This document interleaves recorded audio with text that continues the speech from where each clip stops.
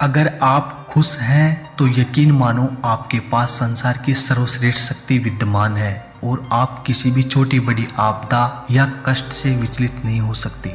खुश रहने वाला इंसान ही हमेशा रचनात्मक विचारों से उच्च लक्ष्य पर विजय होने का संकल्प करता है और अपने लक्ष्य पर पहुंच पाता है। खुश रहने के लिए हमेशा धैर्यवान, आशावान बने रहना और आस्था के साथ जीवन जीने की कला हमें सीखनी चाहिए। हमारी खुशियां ही हमें संघर्ष करने की शक्तियां, डटे रहने की शक्तियां देती है और हम जीवन में कुछ कर पाते हैं और खुश रहने से ही हम अपनी जिम्मेदारियों को निभा पाते हैं। खुश रहने के लिए हमें इस बात को जानना भी जरूरी है कि सांसारिक वस्तुएं, घर, मकान, गाड़ी हमें खुशियां नहीं दे सकती, बल्कि हमारा नजरिया या सोच उन वस्तुओं के प्रति, उस संसार की परिस्थिति के प्रति कैसा है, यह हमें सुख दुख देता है। बाकी तो सब क्षणिक होता है। तो आइए दोस्तों, महात्मा बुद्ध की एक छोटी सी कहानी सुनते हैं और जानते हैं कि जीवन में हमेशा खुश कैसे रहे और सुख दुख में अपने आप को मानसिक रूप से मजबूत कैसे रखे।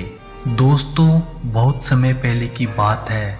एक व्यक्ति था जो बहुत ही दुखी रहता था और दुखों की वजह से अपने आप को कोसता रहता था। एक दिन उस व्यक्ति ने सुना कि पास के गांव में एक संत महात्मा रहते हैं। वह लोगों की समस्याओं और परेशानियों का समाधान करते हैं। उस व्यक्ति ने सोचा कि मुझे भी अपनी समस्या लेकर महात्मा के पास जाना चाहिए ताकि मेरी समस्या भी दूर हो जाए। फिर एक दिन वह व्यक्ति उस संत महात्मा के पास पहुंच ही गया और उसने कहा, हे महात्मन, मैं अपने दुखों की वजह से तंग आ गया हूँ। दुखों को लेकर कभी कभी तो आत्महत्या करने का भी विचार आता है। मैं अपने जीवन से बहुत परेशान हूँ। आप मुझे खुश रहने का रहस्य बता दे तो मैं आपका आभारी रहूंगा।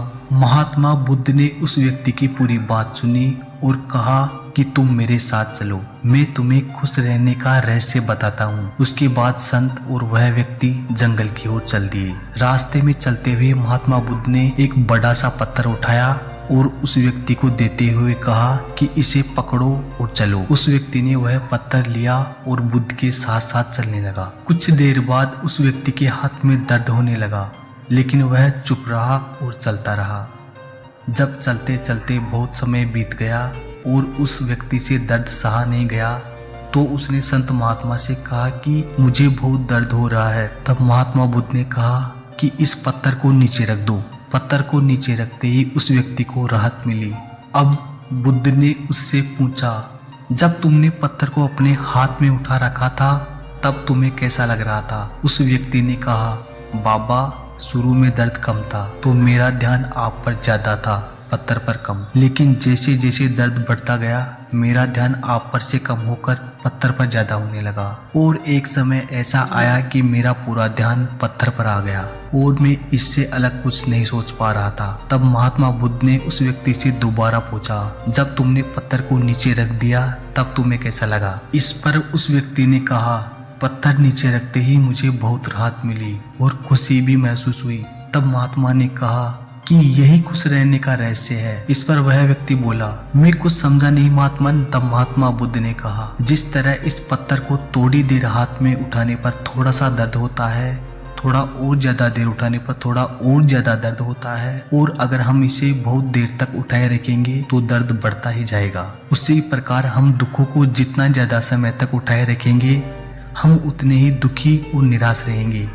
इसलिए अगर तुम खुश रहना चाहते हो तो अपने दुख रूपी पत्थर को जल्द से जल्द नीचे रखना सीख लो और अगर संभव हो तो उसे उठाओ ही नहीं। दोस्तों, इस कहानी से हमें यह शिक्षा मिलती है कि यदि हमने अपने जीवन में दुख रूपी पत्थर को उठा रखा है तो शुरू में हमारा ध्यान अपने लक्ष्यों पर ज्यादा तथा दुखों पर कम होगा, लेकिन अगर हमने अपने दुख रूपी पत्थर को लंबे समय से उठा रखा है तो हमारा पूरा ध्यान अपने लक्ष्यों से हटकर हमारे दुखों पर आ जाएगा और तब हम अपने दुखों में ही डूबकर परेशान होते रहेंगे और कभी भी खुश नहीं रह पाएंगे।